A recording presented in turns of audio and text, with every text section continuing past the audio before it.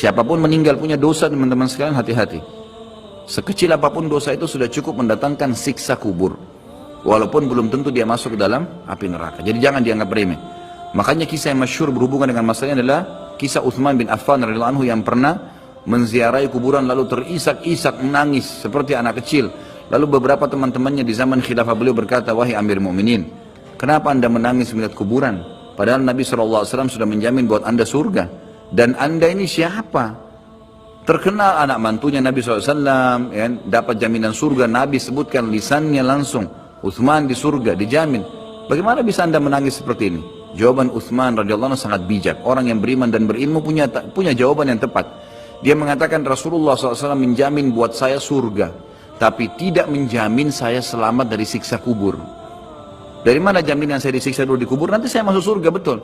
Tapi di kubur disiksa dulu karena masih ada dosa.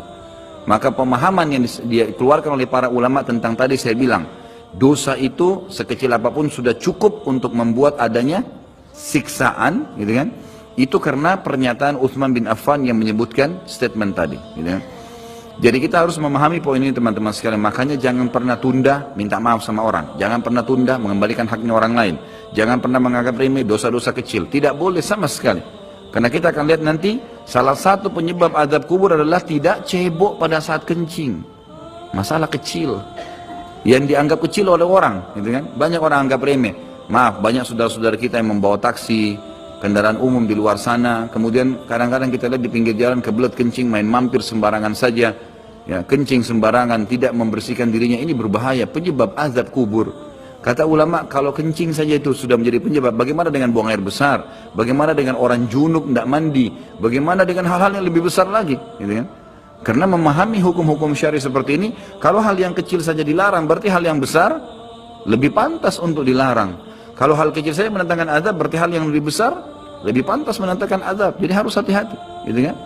Kalau amal ibadah kecil kita kerjakan sudah besar pahalanya, bagaimana dengan amal yang wajib misalnya, atau amal yang besar yang kita kerjakan?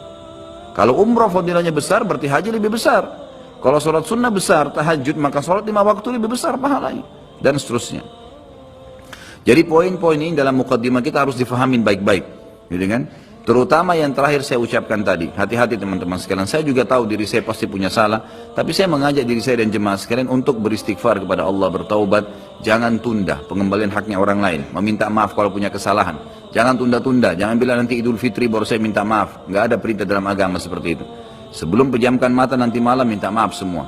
Dan orang cerdas adalah orang yang tidak menyiapkan musuh pada hari kiamat. Hati-hati, jangan siapkan musuh siapapun dia.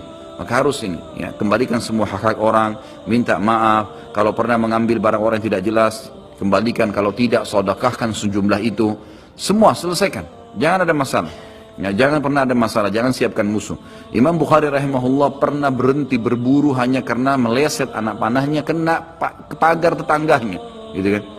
Diajak teman-temannya, kita memanah yuk, berburu. Beliau senang berburu. Kemudian pada saat beliau lagi latihan panah, ternyata anak panahnya sempat mencuil sedikit pagar kayu tetangganya. Lalu dia panggil gulamnya, gulam ini kayak pembantunya, sampaikan ke teman-teman saya kalau saya tidak jadi memanah, saya tidak jadi berburu, dan sampaikan kepada tetangga kalau Bukhari minta maaf. Muhammad namanya tentu, Muhammad minta maaf, gitu kan? Sampaikan dan siap mengganti pagar yang rusak itu. Begitu pembantunya Imam Bukhari datang ke tetangga tersebut lalu berkata, ya, Syekh Imam Bukhari menyampaikan maaf karena pagar anda tercuil, diperlihatkan. Lalu tetangganya tersenyum dan berkata, jangankan pagar saya, rumah saya semua buat Imam Bukhari. Saya tidak perhitungan dengan masalah itu. Waktu pembantunya Imam Bukhari kembali ke rumahnya, apa yang terjadi? Lihat orang soleh dan orang beriman, tahu dan yakin dengan adanya siksa dan azab kubur, tahu ada akhirat dan hisab. Maka apa yang terjadi? Imam Bukhari sujud syukur kepada Allah, kemudian bersedekah sekian ribu dirham, hanya karena tidak jadi ada musuh dari tetangga yang dia cuilkan pagarnya. Coba teman-teman, berapa banyak sendal yang antum injak? Hah? Berapa banyak air yang kepercik kena orang lain? Berapa banyak ini, berapa banyak itu? Berapa banyak yang kita anggap remeh mengambil karena teman punya dan seterusnya. Ini hati-hati, jangan siapkan musuh hari kiamat. Azab kubur datang kepada siapapun yang masih punya dosa. Dan dosa ada hubungannya dengan Allah subhanahu wa ta'ala, ada hubungannya dengan makhluk. Kalau berhubungan dengan Allah Azza wa Jalla, kita bertaubat kepada Allah. Allah Maha Pemurah, Dia akan terima taubat hamba-hambanya asal ikhlas. Tapi dengan makhluk nggak bisa, mencuri, menggunjing, memfitnah, ya, mengambil, memakan, ya, merusak namanya orang lain. Ini nggak boleh. Ini harus selain tobat kepada Allah, meminta maaf kepada orangnya. Nah, ini tidak boleh ditunda ini. Nggak ada gengsi di sini.